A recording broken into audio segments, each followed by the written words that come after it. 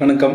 இந்த வீடியோவில் 12th standard physics unit 7 wave optics, அதாவது அலை ஒளியியல், இந்த பாடத்தில் MCQ 3 and MCQ 4 கொஸ்டின் படிக்கலாமா? In a Young's double slit experiment, the slit separation is doubled. To maintain the same fringe space on the screen to slit distance capital D must be changed to young இரட்டை பிளவு ஆய்வில் பிளவுகளுக்கு இடையே உள்ள தொலைவு இருமடங்கு ஆக்கப்படுகிறது. திரையில் தோன்றும் பட்டை அகலம் மாறாமல் இருக்க வேண்டுமெனில் பிளவுகளுக்கும் திரைக்கும் இடையே உள்ள தொலைவு எவ்வளவு இருக்க வேண்டும்? இப்போ கணக்கு என்னன்னு பார்ப்போம். ஒரு யங் இரட்டை பிளவு ஆய்வு இப்படி இருக்கு, இரண்டு பிளவுகள். இந்த ரெண்டுக்கு இடையில் உள்ள தொலைவு முதல்ல என்னவா இருக்குன்னா டியா இருக்கு. இதிலிருந்து கேபிட்டல் டி தொலைவில் திரை இருக்கு.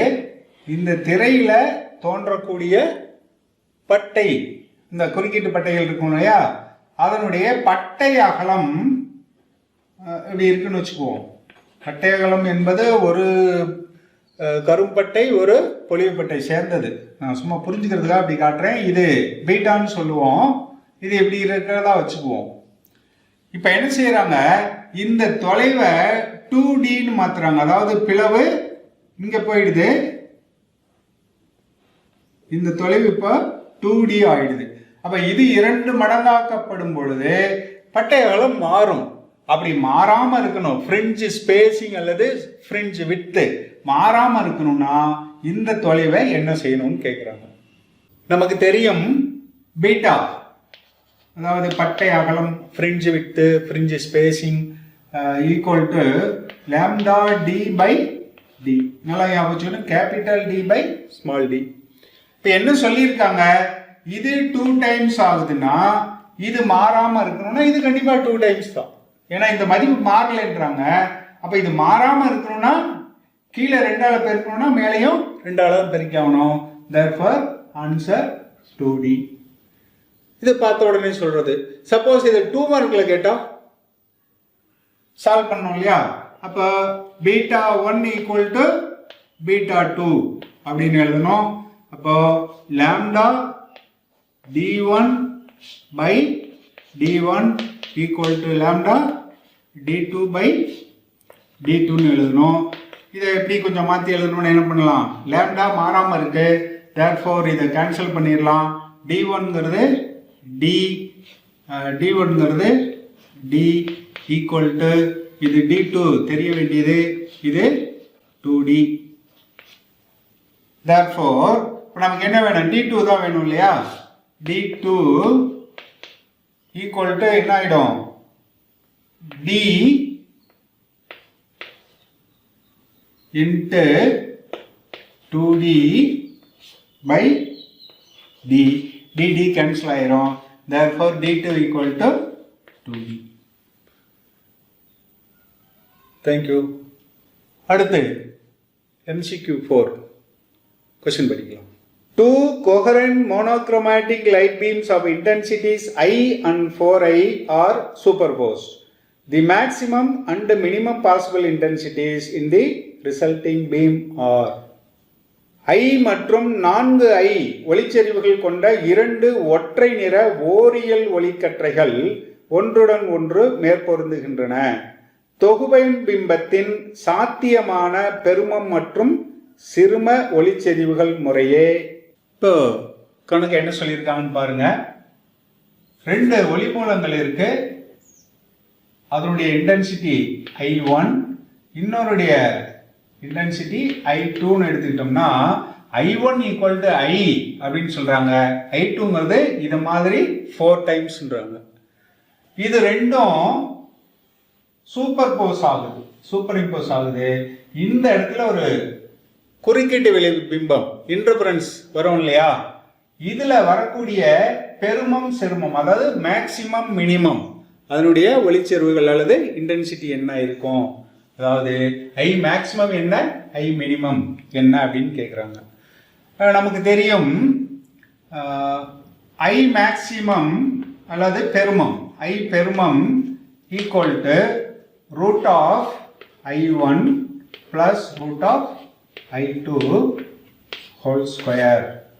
அதாவது எங்க இருந்து வந்துச்சுன்னா இது I is proportional to A square, அதாவது ஆம்ப்ளிடியூட் ஸ்கொயர்ல இருந்து வருது.